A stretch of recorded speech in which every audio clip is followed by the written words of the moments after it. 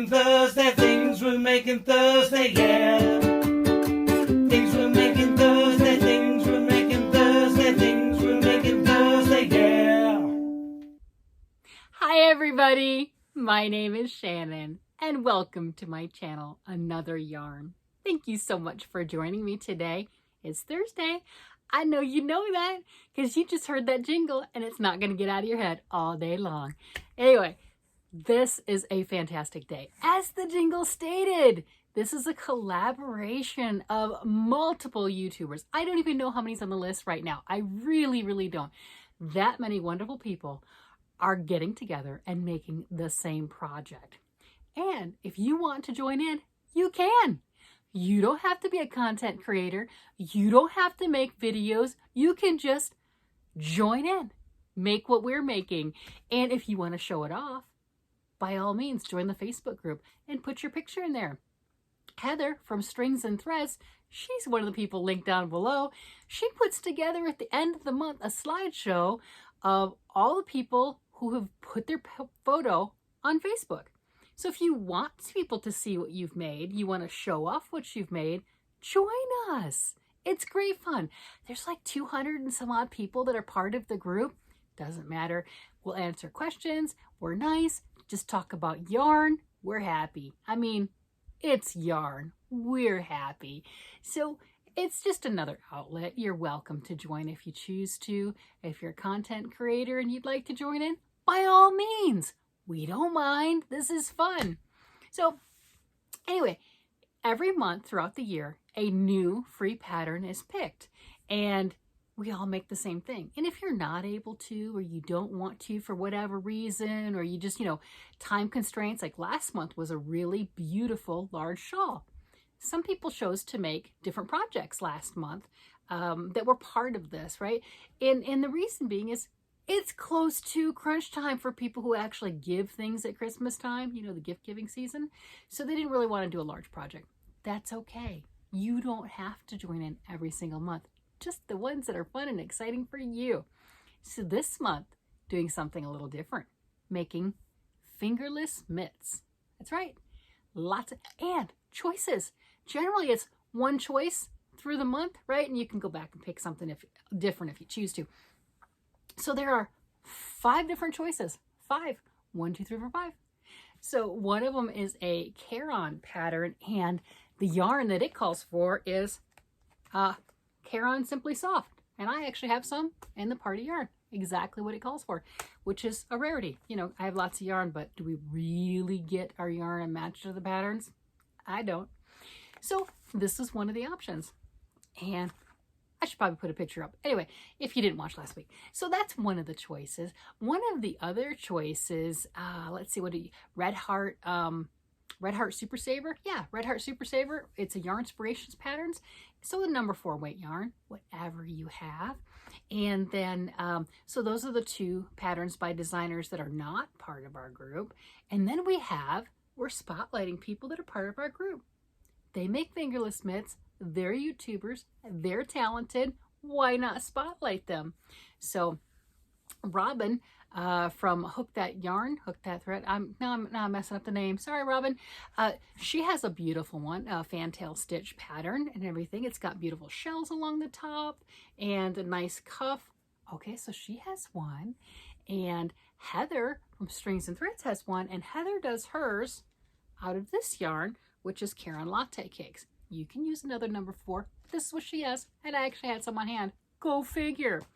And then we also have a Hookthatyarn, Crystal from Hookthatyarn. She has a gorgeous pattern, and hers has 3 different options for it. It's the same pattern, but 3 different options, and it's a nice wavy effect.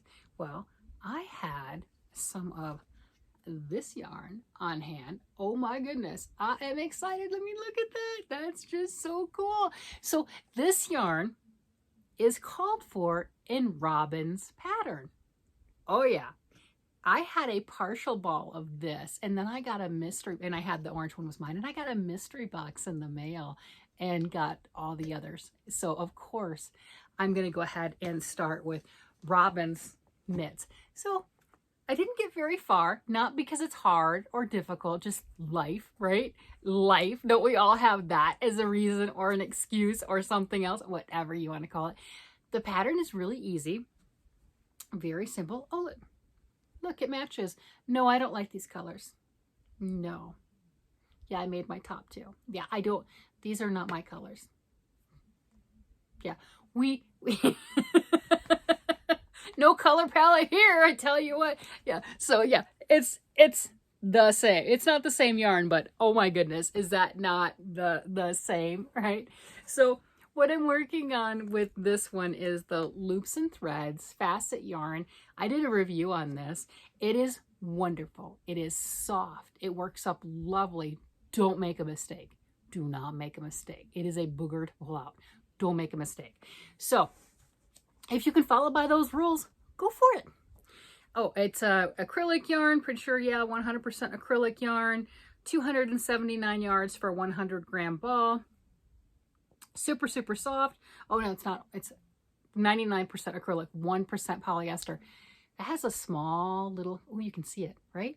Little sparkly thread in there. I like my sparkles. Yeah, I do. I like my sparkles. So in my matchy fashion, evidently I have a color palette. And my matchy fashion, I have the beginnings of this mitt. So this is a gorgeous fingerless mitt, right? So this, I've got the cuff, and check this out. Look at that. Isn't that pretty? And it fits beautifully. I am using the, what am I using? I don't know. Okay, I'm using, my favorite are the Susan Bait hooks. Whatever works for you, you're making a beautiful fabric. Use the tool that works best for you. This is a size G, 4mm. So she talked about that in the pattern and said she uses a 4mm, but for her personal one, she'll go down to a 3.5 to make sure that it fits. She also recommends that right after you start this and do a few rows, you try it on to make sure that it'll actually fit over your wrist, because we're all made differently. And she starts it off with a foundation single crochet around the edge, or if you're comfortable, chain loosely the amount that you're supposed to chain, and then do a first round of single crochet. Oh, battery says I don't want to play. But so do it that way. I did that route. I don't have a problem with needing to do a foundation single crochet. Some people have a death grip on their chain stitches. They make it really, really tight, and there's no way they would get this cuff over their hand. They just wouldn't. So that's one of the benefits of that foundation single crochet. Another one is doing that. A lot of times the first round of a project can be fiddly, can be difficult, depending on how uniform your initial chains are, especially if you get distracted and you twist your chains, that first row can be difficult. It's very simple pattern. You're chaining, you're doing a single crochet round, you do some double crochet rounds, and then you're joining around and you're going into your shell patterns. And so far, very simplistic, easy, very beginner friendly. She does have some charts in there for this part, for the shells as an example, but she also has the written instructions. So she has both. So if you're not familiar with reading charts, it's nice. You read the directions, you look at the picture. You read the directions, you look at the picture, and you start to correlate that, and that'll help you with the brain activity, the memory, being able to do that and gaining that confidence, because you do have that written pattern there if charts are new to you. I grew up reading charts. My first crochet magazines, I think we discussed that about 40 years ago. Yeah, that long ago, they were charts. So that's just a second language, right? So it's no big deal. But for some people, it's new. It's hieroglyphics. You've never seen it before. You have no idea. What does this even mean? It's not a problem. You got this. It's pictures. You got it. It's easy. And this is a really good one to look at, because the chart is very small. It's just a few stitches, and you can correlate the two and really gain that confidence. So I really like that. The pattern I did read ahead, so not that much longer. I will go ahead and start going just back and forth. Right now I'm going in the round, all the way around, every round. And then a little bit more, I will be going back and forth. And what that's going to do is it's going to leave that gap right here for the thumb. And then I'll pick back up and do a little bit more with the shells on the top and finish that off. And then make another one to match because, you know, we're not in the 80s. It's not Michael Jackson time. I want both of them. So I want both my mitts. And this is a really good choice to work with. Again, don't make a mistake because pulling it out is not the best. This yarn is not the most forgiving, but it is gorgeous. It feels really well. It's soft. It has that little bit of a sparkle sheen to just kind of elevate it. I like my sparkles, I'm not gonna lie. And evidently, I like this particular color palette. So for me, it was a win-win. There was just no doubt. With this also being the number 4, for all the patterns for that matter would work with this that are listed for this month as different options, any one of them, because they're all a number 4 weight, comfortable, easygoing. The thing you're going for is what makes you sing? What's your color? What's your palette? I've got a color palette. Do you? Let me know. All right, everybody.